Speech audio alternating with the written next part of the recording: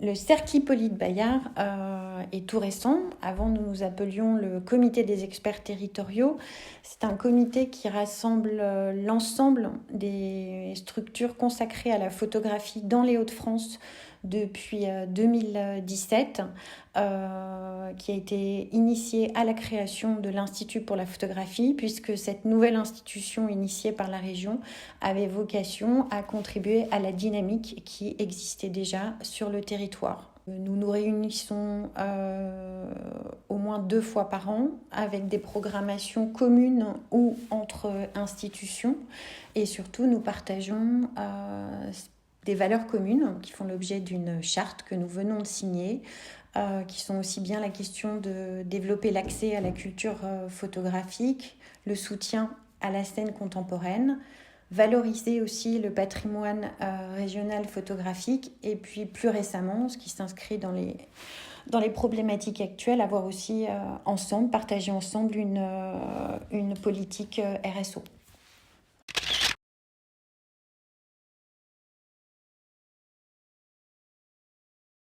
Tout simplement parce que Hippolyte Bayard, c'est un pionnier de l'histoire de la photographie et qu'il est natif de la région.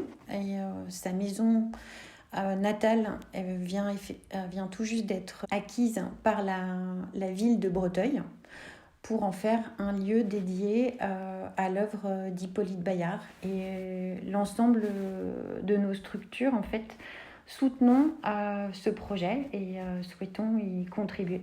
Il y a quelque chose dans cette histoire partagée de nos structures d'une fenêtre d'opportunité, quoi. Il faut aussi parler du contexte régional, quoi. À savoir un contexte régional énormément dédié à la photographie et à l'image de manière plus globale. Donc, à un moment, il y a quelque chose d'une forme de cohérence des structures à se réunir, à se fédérer et à contribuer, participer, être vigilant au regard d'une politique publique de l'image sur une région, quoi. Voilà,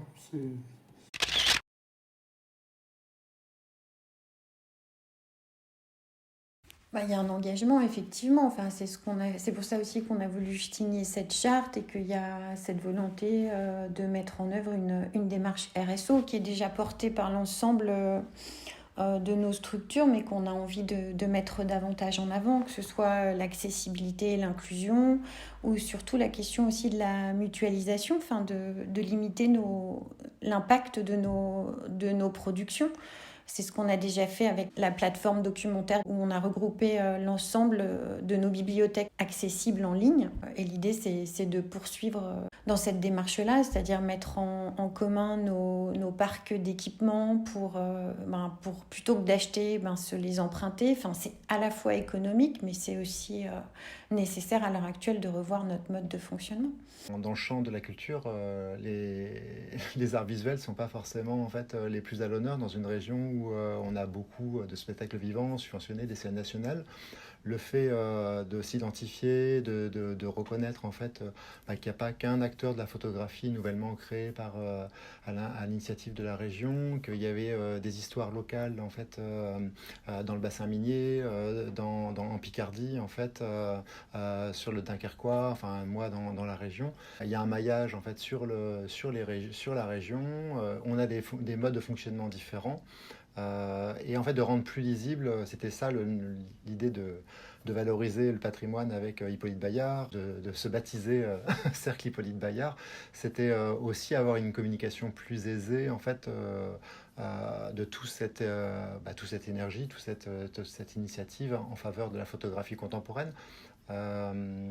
Et on est tous sur les mêmes missions, on est en tout cas sur des missions d'éducation aux images, on en fait tous dans nos structures. Et ça, c'est sur le champ politique, en fait, défendre cette valeur en fait, cardinale qui nous anime tous. Bien sûr, on promeut la photographie contemporaine, et à travers ça, on essaie de travailler en bonne intelligence. C'est-à-dire, plutôt que de travailler les uns contre les autres, c'est avoir une programmation qui correspond, qui s'échange, et avoir, avec modestie, hein, mais des projets communs. On a déjà fait des coproductions, initié en fait, dans le cadre de l'île 3000 en fait, des commandes photographiques. L'idée de la maison Hippolyte Bayard, c'est un projet concret, en fait, d'avoir un lieu, d'y installer, pourquoi pas des échanges, des résidences d'artistes. En fait, voilà, c'est un point de départ à pouvoir travailler ensemble sur des projets communs. Donc voilà, en ce sens-là, oui, c'est défendre un peu la photographie. On a tous aussi cette même ambition partagée. Enfin, je crois aussi ce qui distingue nos 5 structures, c'est que on va tous à la rencontre des publics. On a tous des programmations hors les murs. C'est-à-dire que la programmation ne se limite pas à un lieu. Le territoire est vaste et diversifié. Et donc, on n'est pas trop de 5 en fait, pour essayer de diffuser la culture photographique à tous les publics sur le territoire. Mais il y a cette même dynamique aussi qui, je pense, nous distingue.